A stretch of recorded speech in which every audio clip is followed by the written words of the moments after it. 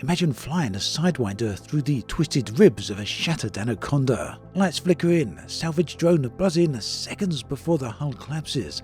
That is the small ship Elite Dangerous fantasy that keeps teasing in my mind, but it's something that the game still doesn't have. Right now, Frontier gives us 3 hull classes, yet every new mission loop is designed for medium at minimum.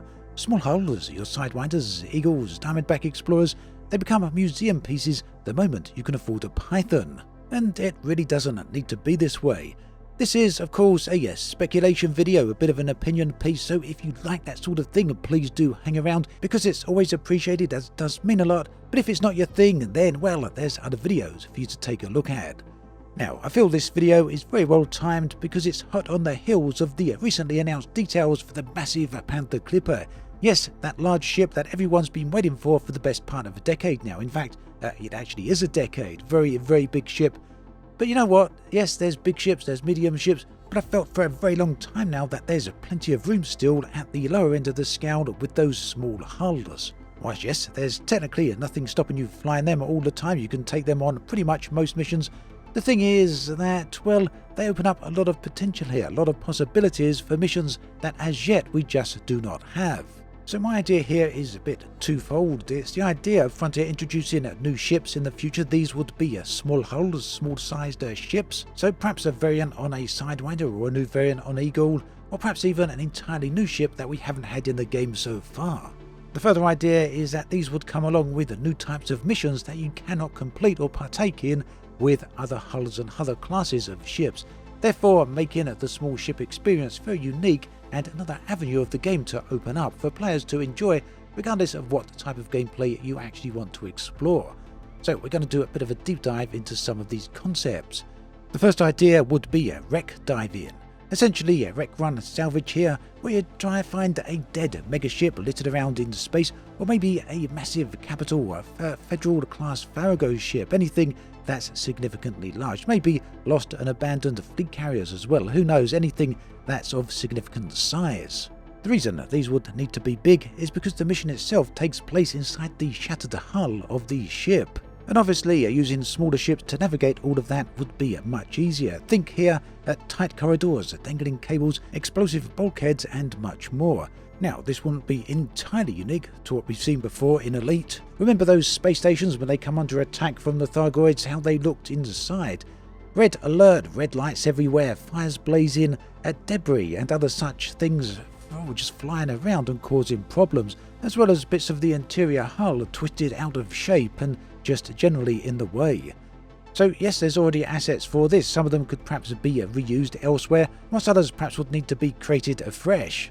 Think here then that the idea would to be recover something from that smashed ship, something that the owner of the ship wants recovered, or perhaps an enemy operative wants something taken out of that damaged ship, maybe encrypted data cores or something like that.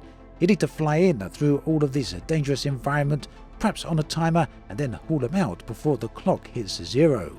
Obviously, there's a lot of variations that could be had on a mission like this, and that is just one example. If you have any others, let me know in the comments section. Another example for a different type of gameplay would be asteroids mining, basically asteroid core drilling. Here, it would require some of the larger asteroids, maybe larger than what we've seen in the game at the moment, and here players would fly inside the asteroid. Maybe these fissures already exist on the asteroid, or perhaps you can use a variant on the deep core explosives to shatter your way in. Again, this isn't entirely unprecedented for something that Frontier have done in the past. They did back in 2018 revisit mining and create an entirely new form of mining. In fact, multiple types of new forms of mining. It's something that Frontier in the past have shown that they're willing to do. So imagine these tunnels networked through the asteroids, far too narrow, far too small for any other ship to get inside of. No crates here, no Cobras, nothing like that. You need a small ship and nothing else will fit. Navigate through that tunnel, deploy charges to explode things out from inside, and then race out before the final explosion.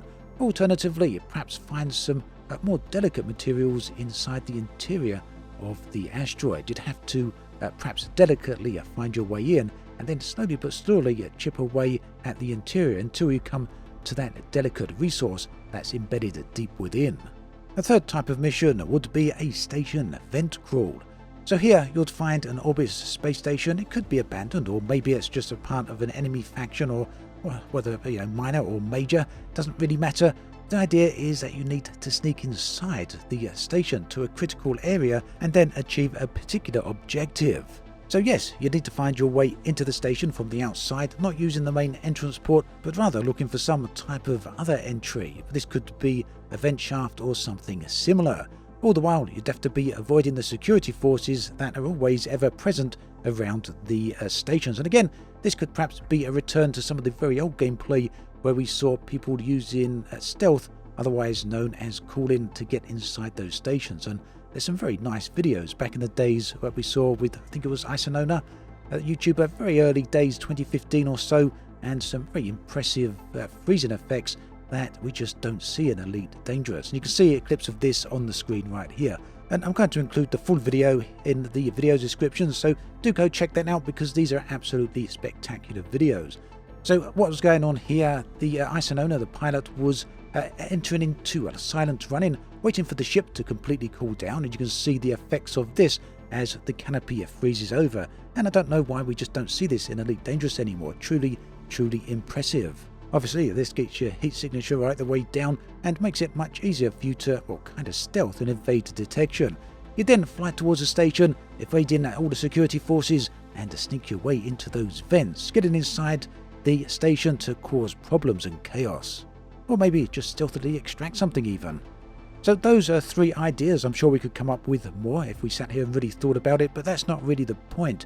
The idea here is for me to kind of portray a few concepts, many of which already have some elements and some assets and existing gameplay loops already functional in the game itself.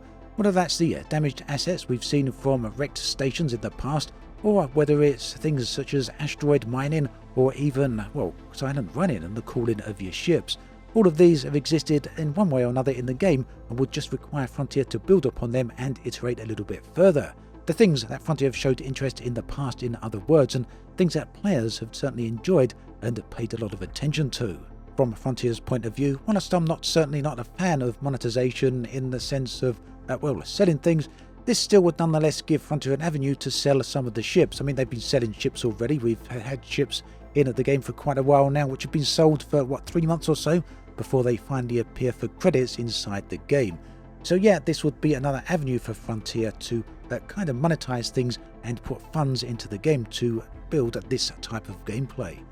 At any rate, let me know what you think about all of this. Do you feel it's a good idea? Do you feel it's worthwhile? Do you feel it's something you'd like to see Frontier pursue?